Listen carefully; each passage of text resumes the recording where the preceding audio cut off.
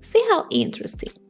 Letter C sometimes sounds like a K, sometimes sounds like an S in Spanish. Ca, co, cu, se, si.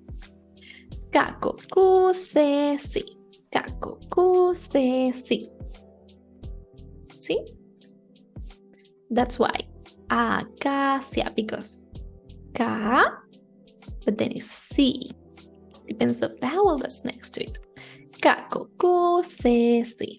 Caco, cu, se, si. Troncos de acacia. Troncos. Acá, tablones de acacia. Acacia planks. But this is not correct, dear student. It would be tablones. It's correct.